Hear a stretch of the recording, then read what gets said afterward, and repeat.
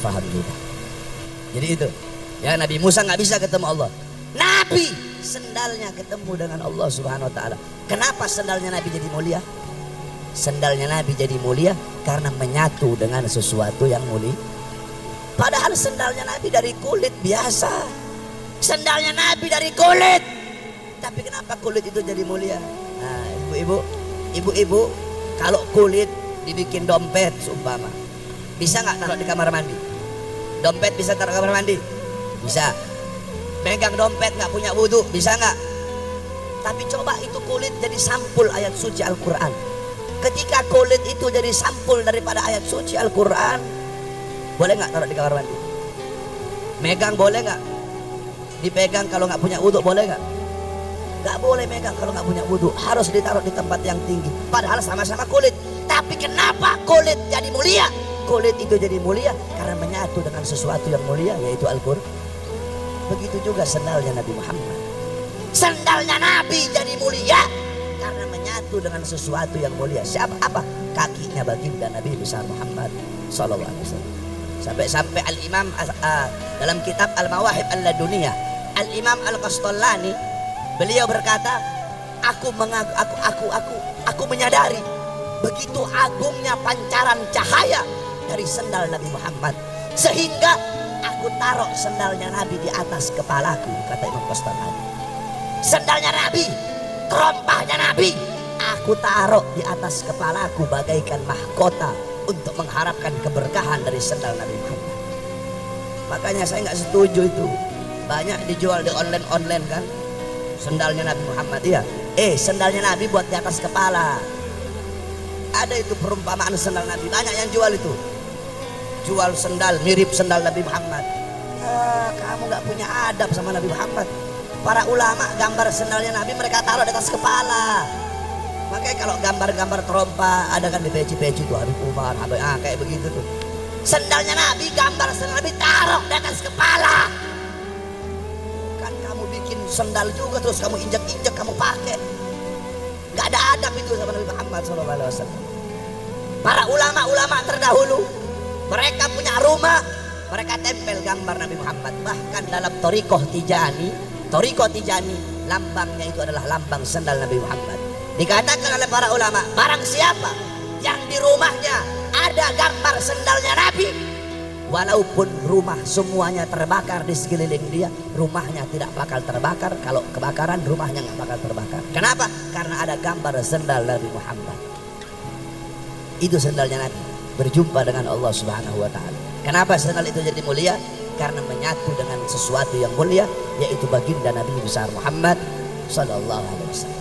Saudara-saudara sekalian yang dimuliakan oleh Allah. Kemudian yang jarang kita tahu, ketika Jibril Allah perintahkan untuk memilih buruk. Jibril pergi ke taman buruk. Ada banyak betul buruk. Ini buruk tampan-tampan, bagus-bagus, ini buruk. Jibril melihat ada satu buruk yang lesu. Ada satu buruk yang lesu. Ada satu buruk yang masih menangis. Tidak berhenti dia menangis. Jibril nanya, wahai buruk, lihat teman-teman kamu yang lain riang, gembira. Kenapa kamu menangis wahai buruk? Buruk tersebut berkata, wahai Jibril, ketika Allah ciptakan kami, Allah berkata, salah satu di antara kalian nanti bakal ada yang menjadi tunggangan baginda Nabi besar Muhammad. Ketika Allah berkata seperti itu, maka ketika itulah aku menangis. Sampai sekarang tidak berhenti aku menangis, karena aku berharap akulah yang menjadi tunggangan baginda Nabi besar Muhammad. Akhirnya apa? Jibril memilih buruk tersebut sebagai kendaraan baginda Nabi besar Muhammad Sallallahu Alaihi Wasallam. Itu yang keberapa. Terus selanjutnya yang jarang kita tahu, dalam kitab dijelaskan bahwasanya Nabi Muhammad Sallallahu Alaihi Wasallam ketika beliau Mi'raj naik ke langit, Ketika itu saudara-saudara, semua malaikat berdiri. Ada satu malaikat yang tidak berdiri. Ini malaikat tidak berdiri. Akhirnya apa saudara-saudara? Allah subhanahu wa ta'ala patahkan sayap ini malaikat. Kemudian Allah asingkan ini malaikat.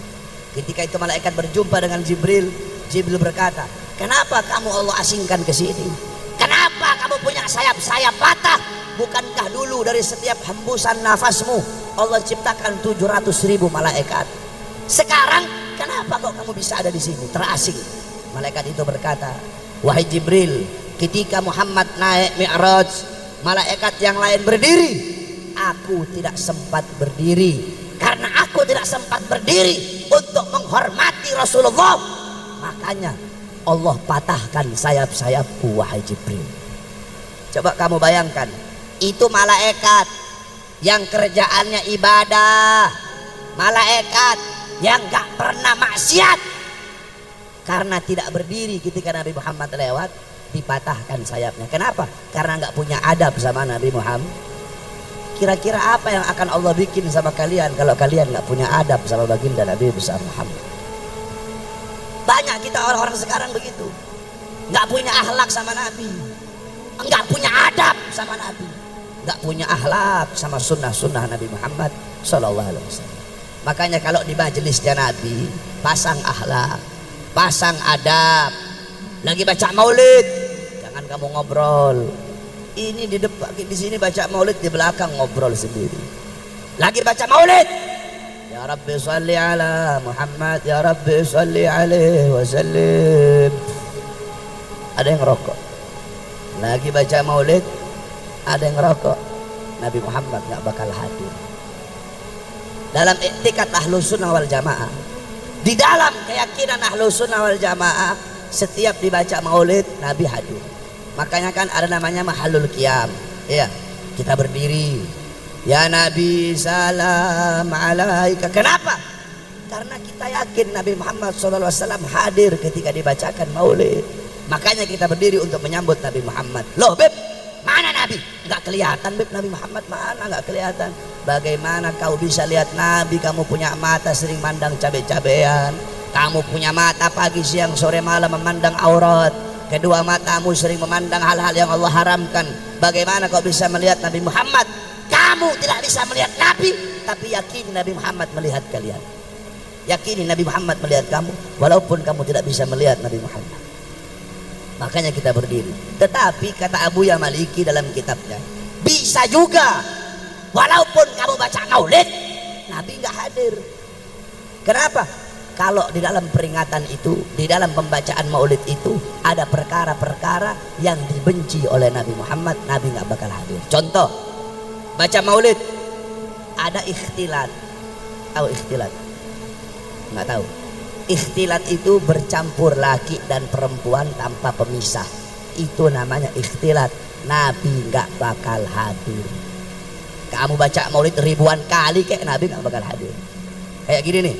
Ini ikhtilat namanya nih. Jadi besok-besok bikin pakai kain kecil, pisahin begitu. Laki-laki di sini, perempuan di belakang. Nabi nggak bakal hadir. Ikhtilat. Nabi nggak bakal hadir kecuali uzur syar'i. Kayak 411, 212 lagi baca maulid tuh, 212 baca maulid kan banyak tuh. Jutaan orang udah nggak bisa diatur kecuali seperti itu. Itu uzur syar'i namanya. Tapi kalau masih bisa diatur kayak begini, atur laki-laki perempuan agar Nabi Muhammad hadir. Itu pertama, ikhtilat. Nabi nggak bakal hadir. Kedua, lagi baca maulid, ya Rabbi salli ala Muhammad waftah minal khairi kulla mughlaq. Ada yang ngerokok. Lagi baca maulid di tengah-tengah ada yang ngerokok, Nabi nggak bakal hadir. Jangankan ngerokok, bawa rokok, Nabi nggak hadir. Apalagi ngerokok. Dalam kitab An-Nafahat As-Sadiyah ila Daril Hadramiyah diceritakan Al-Habib Ali bin Muhammad Al-Habsyi. Habib Ali, beliau ketika itu Habib Ali melihat Nabi Muhammad ini mau masuk ke rumah satu orang, tapi Nabi Muhammad mau masuk nggak jadi. Ketika ditarim, Habib Ali nanya, ya Rasulullah, tadi aku lihat kamu mau masuk ke rumah itu orang, tapi nggak jadi, kamu keluar lagi. Kenapa ya Rasulullah? Kata Rasul, aku mau masuk ke rumah itu orang karena di rumah itu sedang dibacakan maulid. Tapi aku nggak jadi masuk karena di situ ada yang bawa tembakau. Cuma bawa tembakau, Nabi nggak hadir. Apalagi monyong kamu ngerokok, tambah nggak hadir Nabi Muhammad. Makanya kalau mau hadir maulid, rokoknya singkirin dulu, taruh di luar. Duduk kamu, sterilkan dulu dari rokok, baru baca maulid. Atau enggak kalau mau ngerokok, masuk ke dalam rumah. Masuk dalam rumah, cari tempat, jangan gabung bareng-bareng sama orang yang baca maulid. Jangan hanya gara-gara satu congoran orang yang ngerokok, Nabi enggak hadir. Ingat, makanya ini Habib Mustafa Al-Idrus pasang wangi-wangian nih. Kenapa Habib Mustafa pasang wangi-wangian? Sohibul Hajat pasang wangi-wangian karena Nabi suka yang wangi. Ini udah dipasang begini-begini, ada satu congor ngerokok, Nabi yang nggak bakal hadir. Itu nggak punya adab sama Nabi Muhammad itu. Malaikat nggak punya adab sama Nabi, dipatahin sayap. Udah gitu banyak juga ustadz ngerokok di masjid. Aja di sini ada ustadz ngerokok di masjid di Sirin Asbab. Kalau ada ustadz ngerokok masjid, kiai ngerokok masjid, habib ngerokok masjid, goblok semua itu. Masjid tempat sholat, bukan tempat ngerokok. Haram, tak boleh ngerokok di masjid. Coba mana ada? Cari kalau ada satupun kitab yang menghalalkan ngerokok di masjid. Tidak ada. Tidak ada satu kitab pun yang membolehkan ngerokok dalam masjid. Al-Imam Sufyan Ats-Tsauri, tahu Ats-Tsauri? Tahu kamu Ats-Tsauri itu apa artinya? Ats-Tsauri itu lakofnya beliau, gelarnya beliau Ats-Tsauri. Nisbatnya apa? Penyandaran nama Ats-Tsaur. Ats-Tsaur itu artinya banteng, kebo. Kenapa dipanggil Ats-Tsaur? Beliau pernah masuk masjid mendahulukan kaki kiri. Harusnya kan adabnya, sunnahnya mendahulukan kaki kanan. Beliau mendahulukan kaki kiri. Tiba-tiba ditegur, terdengar suara dari langit. Ya Tsaur qaddimul yumna. Hei banteng, hei kebo, dahulukan kaki kananmu. Lihat, Imam Sufyan Ats-Tsauri nggak punya adab sama masjid, ditegur. Apalagi congoran-congoran kayak kita gitu. Nggak boleh, haram merokok dalam masjid, haram. Kamu tahu haram itu ada dua, ada haram li dzatihi, ada haram li hukmihi.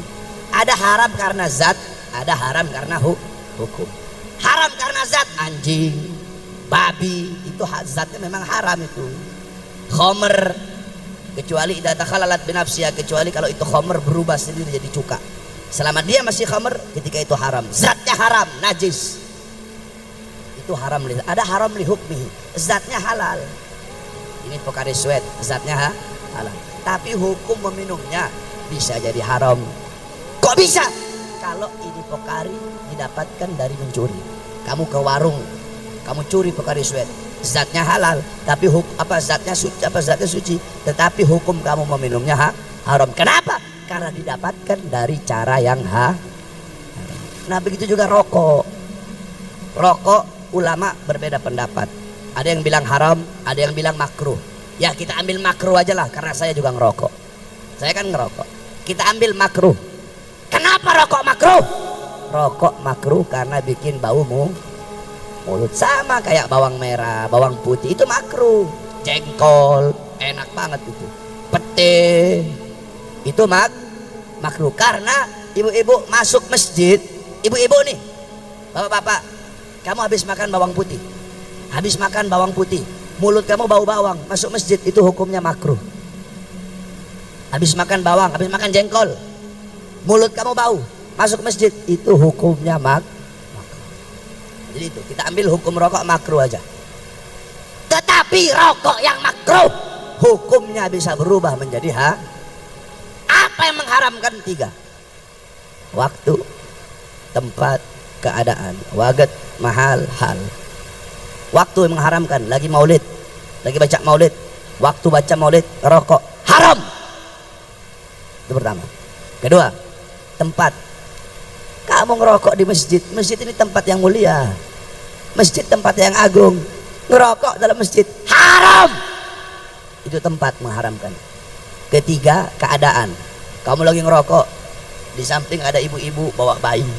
Dengan kamu ngerokok mengganggu dia, mengganggu bayinya. Pada saat itu, dalam keadaan seperti itu, rokok hukumnya berubah menjadi Jadi pasang akhlak, pasang adab yang baik di majelis Nabi Muhammad. Kenapa?